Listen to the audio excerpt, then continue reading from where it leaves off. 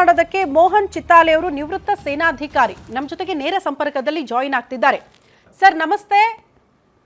ನಿನ್ನೆ ಇಡೀ ದೇಶಕ್ಕೆ ಒಂದು ರೀತಿ ಆಘಾತ ಸರ್. ಕಾರಣ ಒಬ್ಬ ವಿವಿಐಪಿಗಳು ಪ್ರಯಾಣ ಮಾಡಿದಂತಹ ಪ್ರೈವೇಟ್ ಜೆಟ್ ಈ ರೀತಿ ದುರಂತಕ್ಕೀಡಾಯಿತು. ಅದರಲ್ಲಿ ಅಜಿತ್ ಪವಾರ್ ಇದ್ರು, ಮಹಾರಾಷ್ಟ್ರದ ಉಪಮುಖ್ಯಮಂತ್ರಿಗಳು, ಅವರು ಕೂಡ ದುರಂತ ಅಂತ್ಯ ಕಂಡಿದ್ದಾರೆ ಅನ್ನುವಂತಹ ವಿಚಾರ ಇತ್ತಲ್ಲ, ಅದನ್ನ ಯಾರಿಗೂ ಕೂಡ ಅರ್ಗಿಸ್ಕೊಳ್ಳೋದಕ್ಕೆ ಸಾಧ್ಯ ಆಗಲಿಲ್ಲ.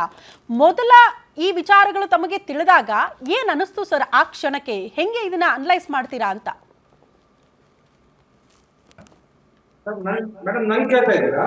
ಹೌದು ಸರ್, ನಿಮ್ಮನ್ನೇ ಕೇಳ್ತಾ ಇದ್ದೀನಿ ಮೋಹನ್ ಸರ್. ನೋಡಿ, ನಿನ್ನೆ ಅದು 20 ನಿಮಿಷದ ಫ್ಲೈಯಿಂಗ್ ಟೈಮ್ ಇದೆ. 8 ಗಂಟೆಗೆ ಟೇಕ್ ಆಫ್ ಆಗಿದೆ. 8:20 ಸುಮಾರಿಗೆ ಇದು ಲ್ಯಾಂಡ್ ಆಗ್ಬೇಕಾಗಿತ್ತು. It's 250 kilometre journey from Mumbai to Baramati. ಸಮಸ್ಯೆ ಏನಾಗಿದೆ ಅಂತಂದ್ರೆ, ಇದು ಟೇಬಲ್ ಟಾಪ್ ರನ್ವೇ ಇರೋದ್ರಿಂದ ಯಾವಾಗ ಟೇಕ್ ಆಫ್ ಆಯ್ತು, ಆಮೇಲೆ 15 ಮಿನಿಟ್ಸ್ ಫ್ಲೈಟ್ ಟೈಮ್ ಆಯ್ತು, ಅಲ್ಲಿ ಏನೋ ಸಮಸ್ಯೆ ಇದ್ದಿದ್ದಿಲ್ಲ ಮೇಡಮ್. ಲ್ಯಾಂಡಿಂಗ್ ಮಾಡ್ಬೇಕಾದ್ರೆ ದಟ್ ಮಂದಿತ್ತು. ದಟ್ ಮಂದಿದ್ದಾಗ ವೆನ್ ಲ್ಯಾಂಡ್ ಆಗ್ಬೇಕಾದ್ರೆ ಲ್ಯಾಂಡಿಂಗ್ ಗೇರ್ ಇರ್ತದೆ. ಲ್ಯಾಂಡಿಂಗ್ ಗೇರ್ ಡೌನ್ ಮಾಡಿದಾಗ ಅದು ಲ್ಯಾಂಡ್ ಮಾಡ್ಬೇಕಾಗ್ತದೆ ಮೇಡಮ್. ಆ ಲ್ಯಾಂಡ್ ಮಾಡ್ಬೇಕಾದ್ರೆ ಅವ್ರಿಗೆ ರನ್ವೇ ಕಾಣ್ತಾ ಇದ್ದಿದ್ದಿಲ್ಲ. ಹಿಂಗಾಗಿ ಅವರು ATC ಗೆ ಕಮ್ಯುನಿಕೇಶನ್ ಮಾಡಿದ್ದಾರೆ. ಅದು ಬಾರಾಮತಿ ಅಂತಂದ್ರೆ ಶರದ್ ಪವಾರ್ ಸಾಮ್ರಾಜ್ಯದ ಏರ್ಪೋರ್ಟ್. ಅದೇನು ಟೆಕ್ನಿಕಲಿ ಸೌಂಡ್ ಏರ್ಪೋರ್ಟ್ ಏನಿಲ್ಲ. ಎಲ್ಲೋ ಒಂದ್ ದೂರ್ ಕಡೆ ಪ್ರೈವೇಟ್ ಏರ್ಕ್ರಾಫ್ಟ್ ಗಳು ಏನಿದಾವೆ ಅವರೇನೆ ಮ್ಯಾನೇಜ್ ಮಾಡೋದು. ಇದು ಒಂದು ಸೆಕ್ಯೂರಿಟಿ ಕನ್ಸರ್ನ್ ಮೇಡಮ್. ಒಂದು ಮಾತಾಡ್ತೇನೆ ನಾನು. ಈ ತರ ಪ್ರಾಣದ ಜೊತೆ ಆಟ ಆಡೋದು ಸರಿ ಇಲ್ಲ. ಅದು ಲ್ಯಾಂಡ್ ಮಾಡ್ಬೇಕಾದ್ರೆ ಇನ್ನೊಂದು ರೌಂಡ್ ಹೊಡೆದ್ ಬಾಪ ಅಂತ ಹೇಳಿದ್ದಾರೆ. ಈ ಸೆಕೆಂಡ್ ಟೈಮ್ ಲ್ಯಾಂಡ್ ಮಾಡ್ಬೇಕಾದ್ರೆ ಅವ್ರಿಗೆ ಅದು ರನ್ವೇ ಕಾಣ್ಲಿಲ್ಲ. ಪಕ್ಕದಲ್ಲೇನೆ ಅದು ಕ್ರಾಶ್ ಆಗಿದೆ.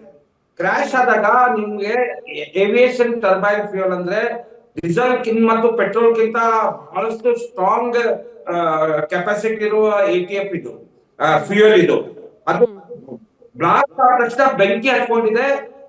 ವಿಮಾನ ಪೂರ್ಣ ಛಿದ್ರವಾಗಿದೆ. ಆಮೇಲೆ ಅದ್ರ ಬ್ಲಾಕ್ ಬಾಕ್ಸ್ ಇನ್ನೂ ಸಿಗಲಿಲ್ಲ. ಬ್ಲಾಕ್ ಬಾಕ್ಸ್ ನಲ್ಲಿ ಗೊತ್ತಾಗ್ತದೆ ಆಕ್ಚುಲಿ ರೀಸನ್ ಏನಂತ. ಮೇಡಮ್, ನನ್ಗೆ ಅಜಿತ್ ಪವಾರ್ ಪರ್ಸನಲಿ ಪರಿಚಯ, ಅವ್ರ ಮನೆಯವರು ಕೂಡ ಪರ್ಸನಲಿ ಪರಿಚಯ. ಮಹಾರಾಷ್ಟ್ರ ಚುನಾವಣೆಯಲ್ಲಿ ಅವರು ನಮ್ಮ NDA ಜೊತೆ ಇದ್ದು, ನಾನು ಅವಾಗ ಏರ್ಫೋರ್ಸ್ ನಲ್ಲಿ ಇದ್ದಾಗೂ ಕೂಡ ಒಂದೆರಡು ಸತಿ ಬಾರಾಮತಿ ಪುನಾ ಪೋಸ್ಟಿಂಗ್ ಇದ್ದಾಗನು ಕೂಡ ಅವ್ರು ಭೇಟಿ ಆಗಿದ್ದೆ. ವಿಷಯ ಅಜಿತ್ ದಾದಾ ಪವಾರ್ದಲ್ಲ, ಅದ ಪೈಲಟ್ ಗಳದಲ್ಲ, ಆ ಪಾಪ ಇಬ್ರು ಲೇಡೀಸ್ ಅಲ್ಲ. ನನಗೆ ಕನ್ಸರ್ನ್ ಅವ್ರ ಬಗ್ಗೆ ಅನುಕಂಪ ಇದೆ, ನನ್ನ ಶ್ರದ್ಧಾಂಜಲಿ ಅವ್ರಿಗೆ.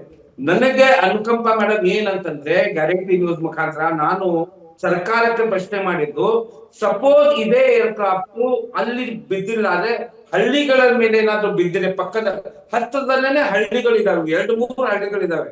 ಆ 2-3 ಹಳ್ಳಿಗಳ ಮೇಲೆ ಬಿದ್ದಿದ್ರೆ ಎಷ್ಟು ಪ್ರಾಣಾಪಾಯ ಆಗ್ತಿತ್ತು, ಎಷ್ಟು ಜನ ಸಾಯ್ತಿದ್ರು, ಎಷ್ಟು ನುಕ್ಸಾನು ಪ್ರಾಪರ್ಟಿ ಎಲ್ಲ ಆಗ್ತಿತ್ತು.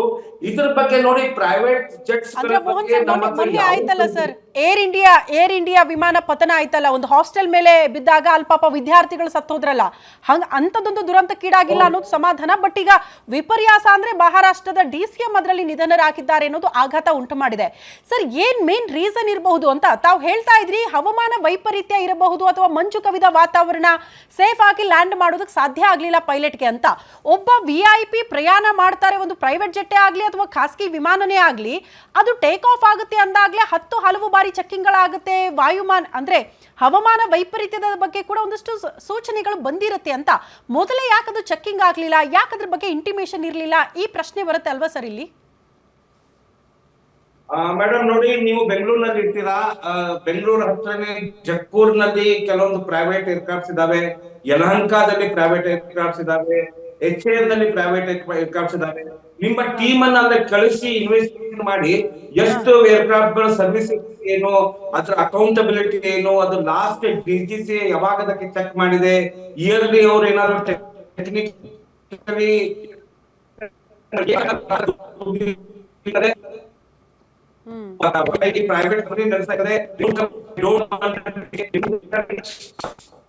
ಸರ್ ಕ್ಷಮಿಸಿ ಮೋಹನ್ ಸರ್, ನಿಮ್ಮ ವಾಯ್ಸ್ ಬ್ರೇಕ್ ಆಗ್ತಾ ಇದೆ ಸರ್. ಮತ್ತೊಮ್ಮೆ ನಿಮ್ಮನ್ನ ಸಂಪರ್ಕ ಮಾಡುವಂತಹ ಪ್ರಯತ್ನ ಮಾಡ್ತೀವಿ. ತುಂಬಾ ಚೆನ್ನಾಗಿ ಎಕ್ಸ್ಪ್ಲೇನ್ ಮಾಡ್ತಾ ಇದ್ರು ನಿವೃತ್ತ ಸೇನಾಧಿಕಾರಿ ಮೋಹನ್ ಚಿತ್ತಾಲೆ ಸರ್. ಮೋಸ್ಟ್ಲಿ ಇರಬಹುದು ಹವಾಮಾನ ವೈಪರೀತ್ಯದಿಂದಲೂ ಕೂಡ ಸೇಫ್ ಲ್ಯಾಂಡಿಂಗ್ ಆಗೋದಕ್ಕೆ ಸಾಧ್ಯ ಆಗಲಿಲ್ಲ. ಪೈಲಟ್ಗೆ ಮೊದಲ ಹಂತವಾಗಿ ಆರಂಭದಿಂದಲೂ ಕೂಡ ಚರ್ಚೆ ಆಗ್ತಾ ಇರುವಂತಹ ವಿಚಾರ ಇಷ್ಟೇ, ಪೈಲಟ್ಗೆ ಸೇಫ್ ಆಗಿ ಲ್ಯಾಂಡ್ ಮಾಡೋದಕ್ಕೆ ರನ್ವೇನೇ ಕಾಣಿಸಿರ್ಲಿಲ್ಲ ಅಂತ. ಸೊ ಫಸ್ಟ್ ಟೈಮ್ ಕಾಣಿಸ್ಲಿಲ್ಲ, ಹಂಗಾಗಿ ಮತ್ತೊಂದು ಸುತ್ತು ಪ್ರೈವೇಟ್ ಜೆಟ್ ಅಲ್ಲೇ ಸುತ್ತಾಕತ್ತೆ. ಎರಡನೇ ಟೈಮ್ ATC ಕೇಳಿದಾಗ ರನ್ವೇ ಕಾಣಿಸ್ತಾ ಇದೆಯಾ, ಲ್ಯಾಂಡ್ ಮಾಡಬಹುದಾ ಅಂತ ಪ್ರಶ್ನೆ ಮಾಡಿದಾಗ್ಲೂ ಕೂಡ ಇಲ್ಲ ರನ್ವೇ ಕಾಣಿಸ್ತಾ ಇದೆ, ಈ ಬಾರಿ ಸೇಫ್ ಆಗಿ ಲ್ಯಾಂಡ್ ಆಗಬಹುದು ಅಂತ ಪೈಲಟ್ ಹೇಳ್ತಾರೆ.